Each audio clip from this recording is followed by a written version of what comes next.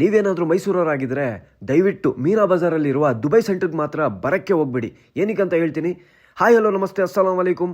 ನಾವಿವಾಗ ಬಂದಿರೋದು ನಮ್ಮ ಮೈಸೂರಿನ ಪ್ರಸಿದ್ಧ ಸ್ಟ್ರೀಟು ಮೀನಾ ಬಜಾರ್. ಇಲ್ಲಿ ನಿಮಗೆ ವೆರೈಟಿ ವಾಚಸ್ಗಳು, ಹೆಣ್ಮಕ್ಳಿಗೆ ಇಯರಿಂಗ್ಸ್ಗಳು ತುಂಬಾ ಕಡಿಮೆ ಪ್ರೈಸಿಗೆ ಸಿಗುತ್ತೆ. ಮತ್ತೆ ನಮ್ಮ ಗಂಡ್ ಮಕ್ಕಳ ಶೂಸ್ಗಳಂತೂ ಕೇಳಕ್ಕೆ ಹೋಗ್ಬೇಡಿ, ಇಲ್ಲಿ ಬಂದ್ಬಿಟ್ಟೆ ನೋಡ್ಬೇಕು. ರಂಜಾನ್ ಹಬ್ಬ ಹತ್ರ ಇರೋದ್ರಿಂದ ಮಕ್ಕಳಿಗಳಿಗೆ ಬ್ಯೂಟಿಫುಲ್ ಆಗಿರುವಂತ ಗಾಗಲ್ಸ್ಗಳು ಸಿಗುತ್ತೆ. ನಾನ್ ಸುಮ್ನೆ ಯಾಕೆ ರೌಂಡ್ ಹೊಡಿಯೋದು, ಒಂದು ಗಾಗಲ್ ಟ್ರೈ ಮಾಡೋಣ ಅಂತ ನೋಡ್ದೆ ಕಣ್ರಿ, ಇಷ್ಟಾನೇ ಆಗ್ಬಿಡ್ತು. ಅತ್ಲಾಕ್ ತಗೋಬಿಟ್ಟೆ, ಒಂದಲ್ಲ ಎರಡೆರಡು. ಹಂಗೆ ಮಾತಾಡ್ತಾ ಫೈನಲಿ ದುಬೈ ಸೆಂಟ್ರಿಗೆ ಬಂದೇ ಬಿಟ್ವು.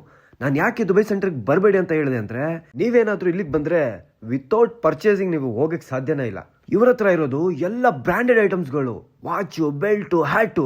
ಆದರೆ ಇಷ್ಟು ಕಡಿಮೆ ಪ್ರೈಸ್ಗೆ ಹೆಂಗೆ ಕೊಡ್ತಾ ಇದ್ರೆ ನಂಗೆ ಗೊತ್ತೇ ಆಗ್ತಿಲ್ಲ. ಇವ್ರ ಹತ್ರ ಎಷ್ಟು ಚೆನ್ನಾಗಿದೆ ಅಂದರೆ ಕಲೆಕ್ಷನ್ಸ್ಗಳು ಹೇಳಕ್ಕೆ ಸಾಧ್ಯ ಇಲ್ಲ. ಎಲ್ಲರೂ ದಯವಿಟ್ಟು ವಿಸಿಟ್ ಮಾಡಿ. ಥ್ಯಾಂಕ್ ಯು ಫಾರ್ ವಾಚಿಂಗ್ ಅಂತ ಹೇಳುತ್ತಾ ಇವತ್ತಿನ ವ್ಲಾಗ್ ನಾನು ಇಲ್ಲಿಗೆ ಮುಗಿಸ್ತೇನೆ. ಶುಭರಾತ್ರಿ.